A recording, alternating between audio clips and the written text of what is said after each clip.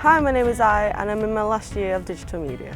The thing I'm most anxious about is probably getting a job and meeting those expectations of my boss.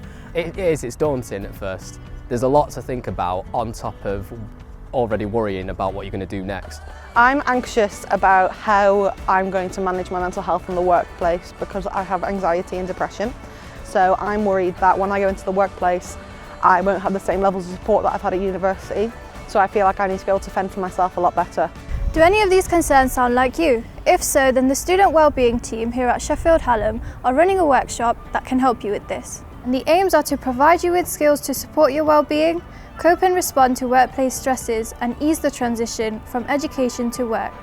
This is so that you can embrace the opportunities ahead of you. Now's the time to embark on new adventures with confidence and skills you need to succeed.